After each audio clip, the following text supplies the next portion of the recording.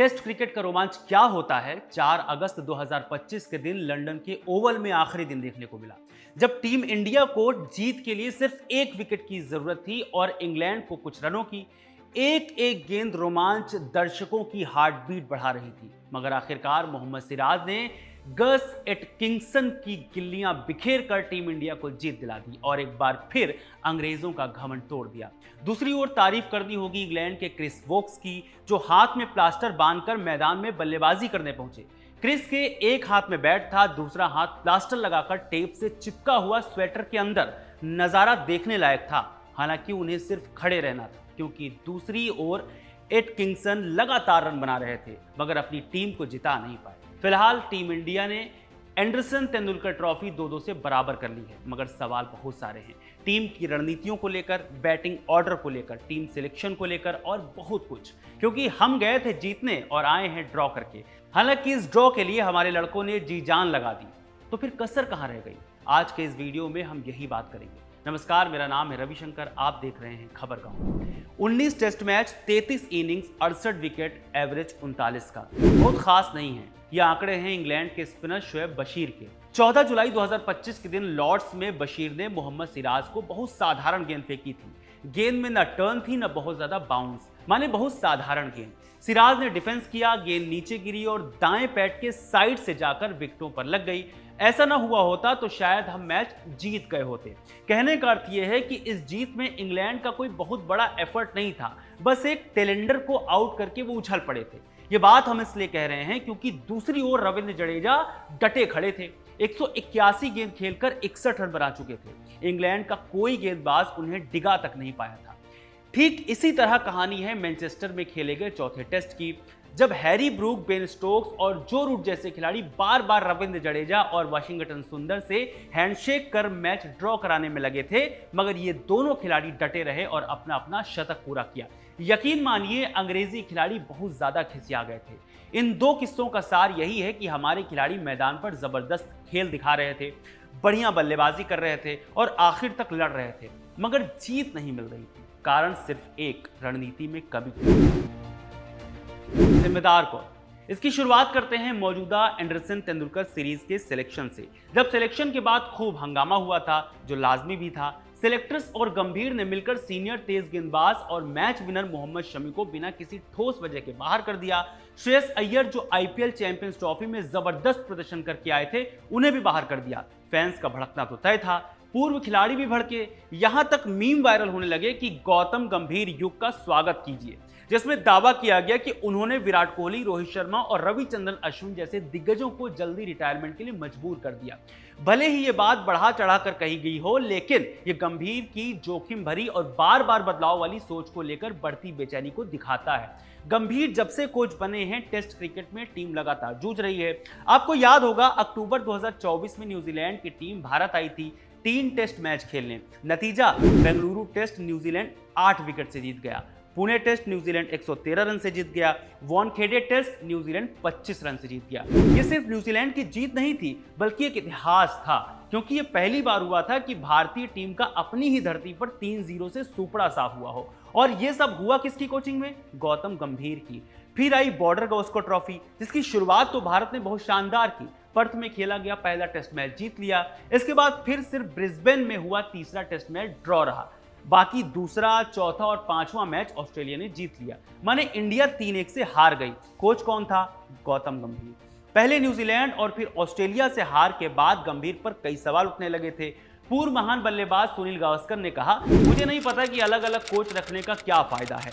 ये एक ऐसी चीज है जिस पर हमें अलग नजरिए से विचार करना होगा। अभी नहीं, लेकिन निश्चित रूप से उनके और उनके कोचिंग स्टाफ से सवाल पूछे जाने चाहिए, वे ऐसा क्या कर रहे थे कि हमारी ये स्थिति हो गई, हम हारते ही जा रहे हैं। गावस्कर ने बिना नाम लिए ये निशाना सीधे तौर पर गौतम गंभीर पर साधा था। इसके बाद गंभीर के हिस्से आई एंडरसन तेंदुलकर ट्रॉफी। यहां भी लगभग निराशा हाथ लगी गई थी, लेकिन टीम के खिलाड़ी आखिर तक डटे रहे और इंग्लैंड के मुंह से जीत खींच कर निकाल ली। आखिरकार गंभीर के हिस्से पहली ड्रॉ सीरीज आई। हालांकि इससे पहले हार को लेकर पूर्व क्रिकेटर नवजोत सिंह सिद्धू ने तंज भरे अंदाज में कई सवाल उठाए थे। उन्होंने फटकार लगाते हुए कहा कि तीसरे मैच में बुमराह वापस आए और प्रसिद्ध कृष्णा को बाहर कर दिया गया।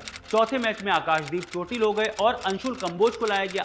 ये क्या हो रहा है? इतने बदलाव कभी देखे हैं? 4 टेस्ट में 7 अलग अलग गेंदबाजों का इस्तेमाल हुआ, जिससे टीम में तालमेल और लय की कमी साफ दिखी। हालांकि बहुत से लोग कह रहे हैं कि गंभीर की कोचिंग में आक्रामकता देखने को मिली है, जो सच भी है, क्योंकि हेड कोच के तौर पर गौतम गंभीर का कार्यकाल साहसी और कठोर फैसलों से भरा रहा है, जिसने लोगों की राय को बांट दिया है।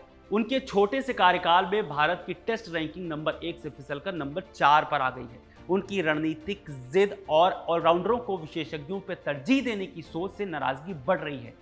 इसे लेकर पूर्व क्रिकेटर मनोज तिवारी कहते हैं, टेस्ट मैच विशेषज्ञों का खेल है, लेकिन हम उन्हें बाहर रखकर ऑलराउंडरों पर ज्यादा भरोसा कर रहे हैं। टीम में सबसे ज्यादा समस्या खिलाड़ी किस तरह से प्रैक्टिस कर रहे हैं, कितनी प्रैक्टिस कर रहे हैं, कैसे खेल रहे हैं, खेलने के लिए तैयार हैं या नहीं, कुछ समझ नहीं आ रहा। बाकी हम सबको पता है कि कैसे टीम इंडिया की गेंदबाजी पूरी तरह से धराशायी हुई पड़ी है। एकमात्र गेंदबाज जसप्रीत बुमराह, जिनके सहारे पूरी टीम इंडिया चलने पर मजबूर है, वो ही नहीं खेलते। जैसे आखिरी और निर्णायक मुकाबले में उनका अचानक बाहर होना सभी को चौंका गया। सवाल उठने लगे कि अगर बुमराह पर वर्कलोड है तो उन्हें डगआउट में बिठाकर उनके अनुभव का फायदा क्यों नहीं लिया जाता। मगर सच्चाई तो कुछ और ही है। टाइम्स ऑफ इंडिया की एक रिपोर्ट के मुताबिक बुमराह घुटने की चोट के कारण बाहर हुए हैं। नतीजा, हमारी टीम में सिर्फ 3 तेज गेंदबाज मोहम्मद सिराज, प्रसिद्ध कृष्णा और आकाशदीप खेल रहे हैं, जो कभी कभार विकेट तो लेते हैं, लेकिन टेस्ट मैच में बल्लेबाजों के पेशेंस को चेक करके रणनीति बनाकर उन्हें डराकर आउट करने में कारगर नहीं है। जिसका नतीजा हमने देखा कि 5वें मैच के दोनों इनिंग मिलाकर सिराज से सबसे ज्यादा ओवर फेंकवाए गए। उन्होंने चौथे दिन का खेल खत्म होने तक 42 ओवर से ज्यादा फेंके। दूसरी ओर आकाशदीप भी चोट से जूझ रहे हैं।